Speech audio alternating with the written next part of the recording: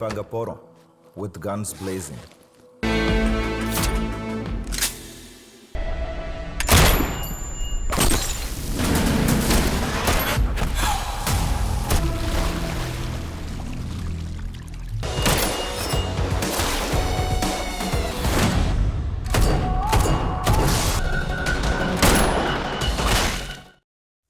Halo sahabat, Assalamualaikum. Apa kabar? Semoga sehat selalu dan senantiasa berbahagia. Terima kasih sudah subscribe dan selalu setia menyimak video-video SLMT-TV. Semoga Tuhan Yang Maha Kuasa selalu memberikan rezeki yang berlimpah ruah dan juga berkah serta kemudahan urusan untuk sahabat-sahabat semua. Kali ini tentunya SLMT-TV selalu hadir menemani waktu bersantai sahabat dengan alur cerita film-film pilihan. Pada video kali ini, SLMT-TV akan berbagi cerita dari sebuah film yang berjudul Mafia Chapter 1. Film ini mengisahkan tentang penangkapan mafia penguasa penjualan obat-obatan terlarang di Tamil Nadu. Baiklah sahabat, tanpa perlu berlama lagi, langsung saja kita simak. Ini dia alur cerita filmnya.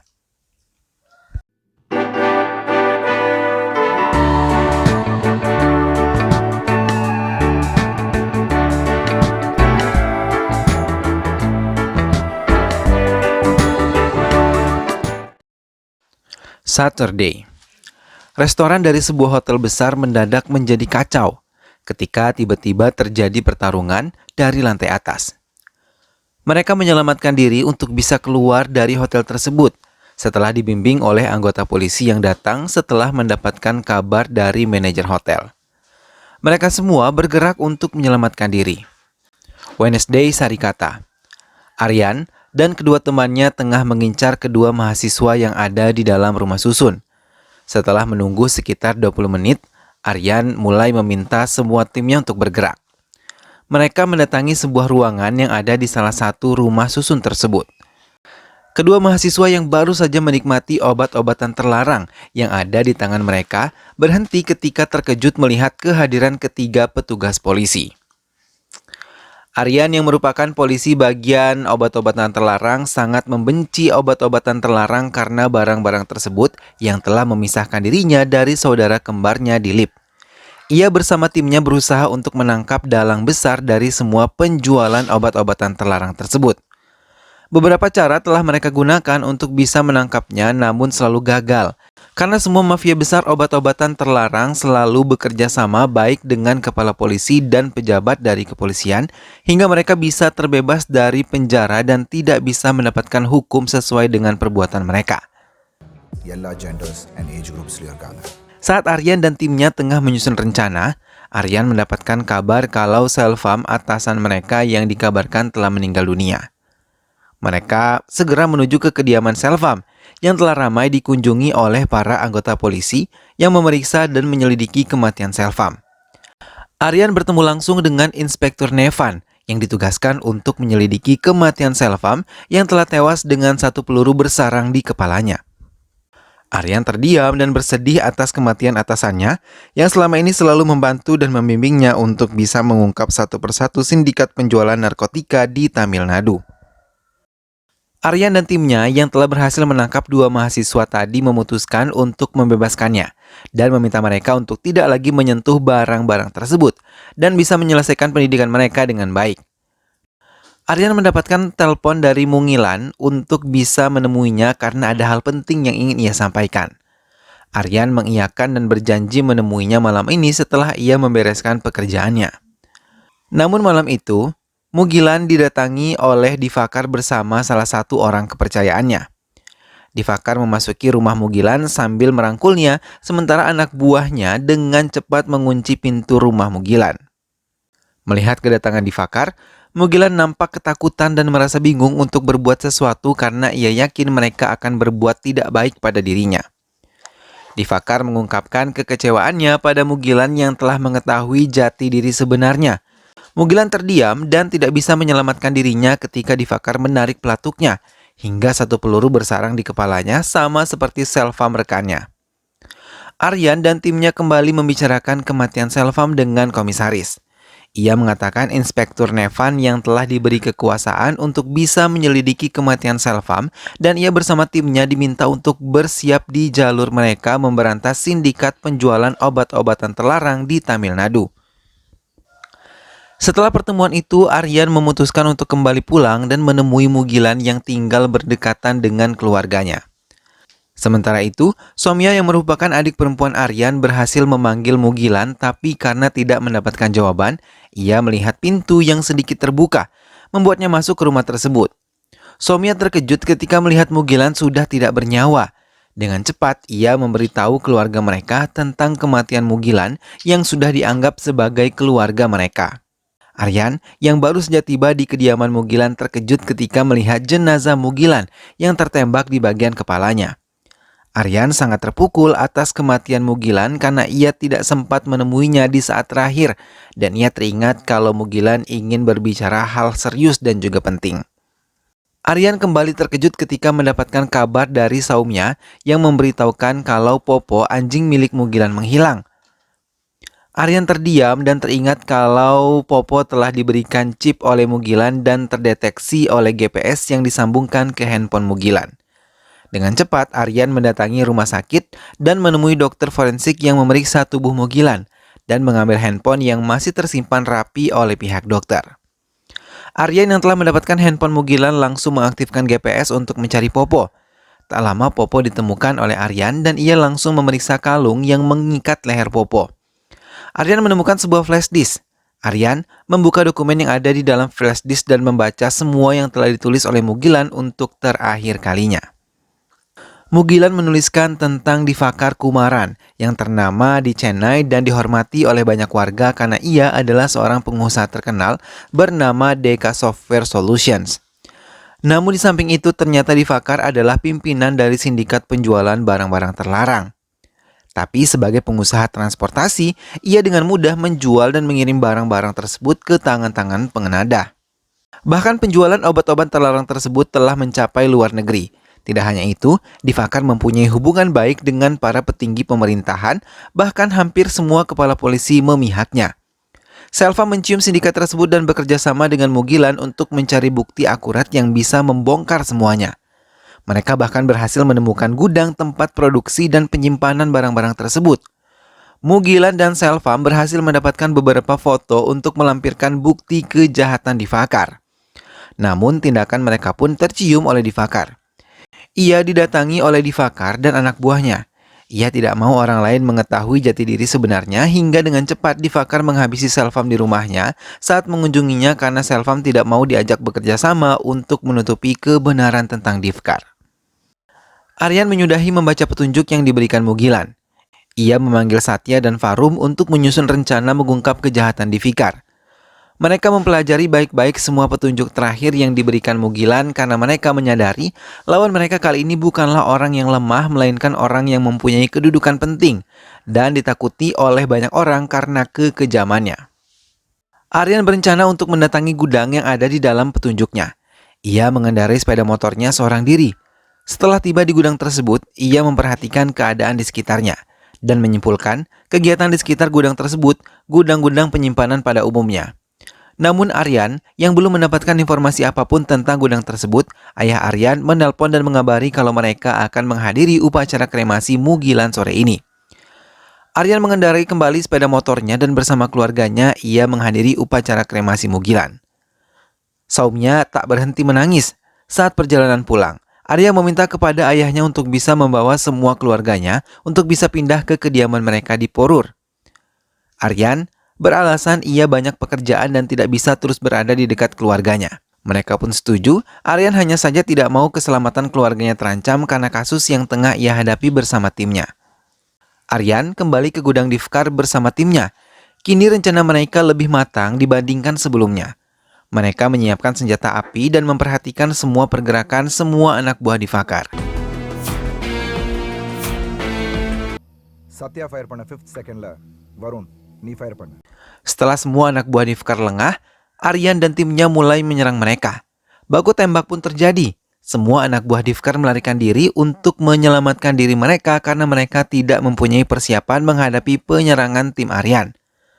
Kedua temannya berjaga di pintu masuk sementara Aryan sendiri masuk ke gudang tersebut dan memeriksa setiap ruangan yang ada di gudang itu. Ia terkesima sekaligus terkejut melihat semua ruangan yang ada. Mereka memiliki banyak barang haram yang tersusun rapi, bahkan mereka memiliki ruangan tersendiri untuk memproduksi barang haram tersebut.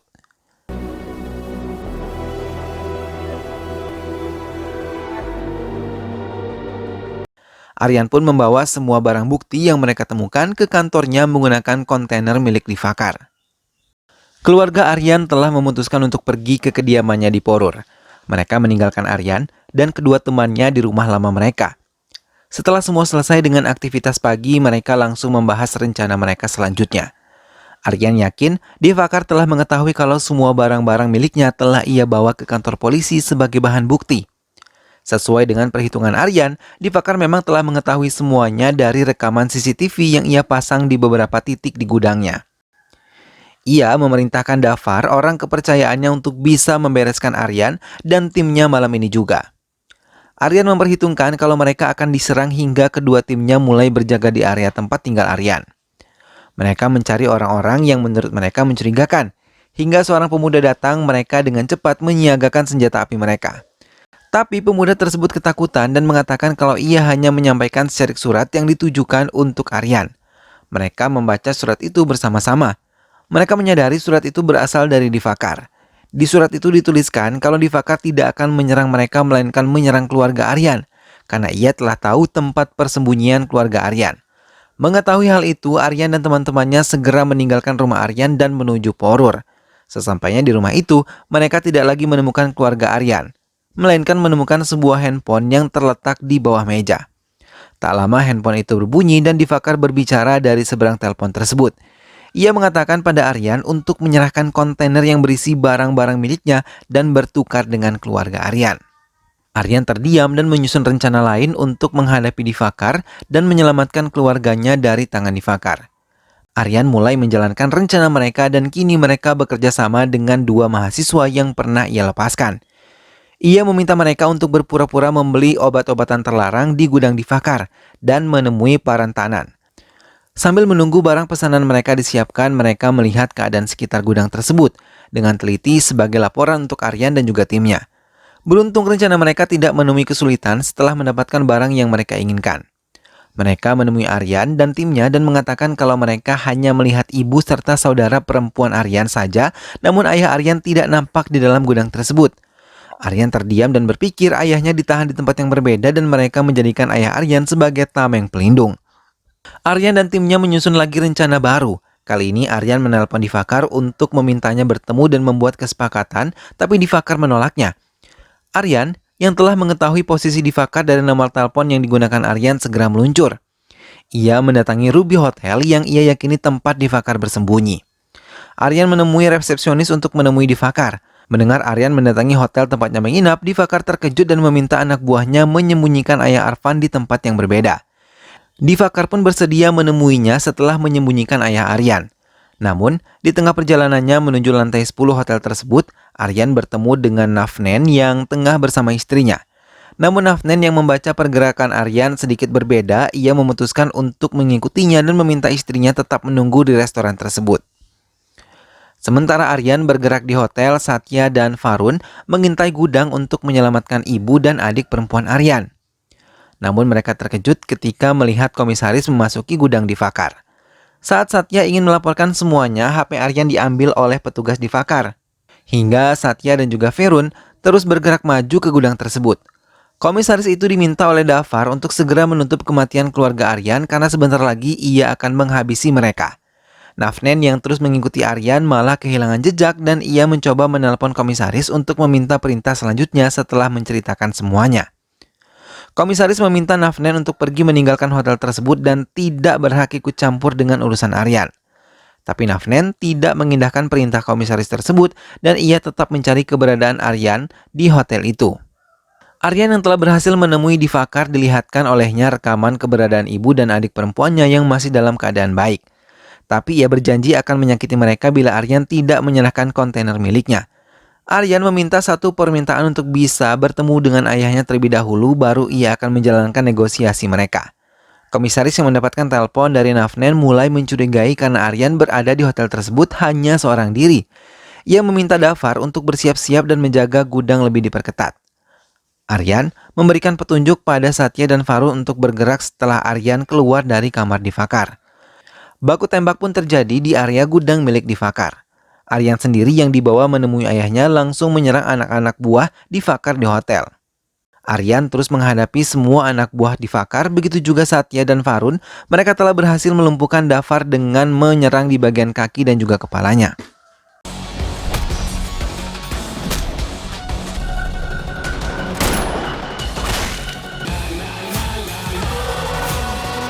Aryan juga berhasil menyelamatkan ayahnya dan memintanya untuk keluar dari hotel ini terlebih dahulu. Namun ibu dan Sonya masih disandera oleh komisaris. Satya dan Farun berbuat sandiwara dan berpura-pura melaporkan semuanya pada komisaris. Tapi komisaris yang hampir menyerang Farun berhasil menerima tembakan di lengan sebelah kanan oleh Satya. Ibu dan keluarga Aryan yang lain pun telah selamat. Aryan memutuskan untuk kembali ke ruangan Divakar. Ia terkejut ketika melihat Nafnen yang masih ada di lingkungan hotel. Mereka akhirnya bekerja sama dan beberapa polisi yang sudah hadir juga menemani mereka menemui Divakar. Melihat kedatangan dua polisi itu, Divakar malah mengambil senjata miliknya dan menyerang dirinya sendiri hingga ia tewas mengeluarkan darah di bagian kepalanya. Aryan sangat bahagia karena keluarganya bisa berkumpul kembali. Somya memeluk erat kakak laki-lakinya yang begitu peduli dengan keluarganya. Namun walaupun Divakar telah tewas, ia masih memberi pengaruh buruk untuk keluarga Aryan. Bahkan ancaman demi ancaman untuk keluarga Aryan masih terjadi. Karena pagi itu Aryan menemukan secari kertas dan segera membacanya. Surat itu berasal dari Dilip, saudara kembar Aryan. Dilip yang sejak dulu bersahabat dengan Divakar bahkan membuat usaha bersama dari uang yang mereka temukan saat menghindari polisi. Kini Dilip mewarisi kekuasaan dan kekayaan milik Divakar.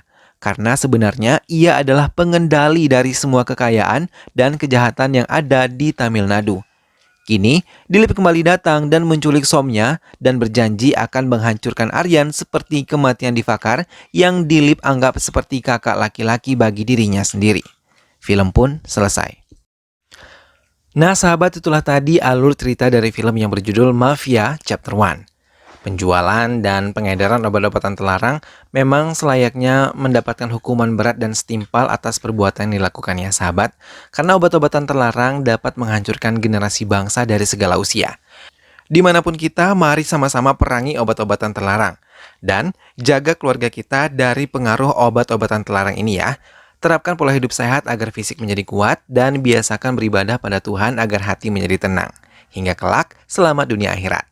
Mudah-mudahan sahabat semua terhibur setelah menyimak alur cerita film ini. Sampai berjumpa kembali di alur cerita film-film selanjutnya. Terima kasih sudah menyimak video ini sampai akhir dan ingat selalu untuk dukung SLMT-TV dengan cara klik like, komen, share, dan juga subscribe. Baiklah sahabat, sampai ketemu lagi, sehat selalu dan wassalamualaikum.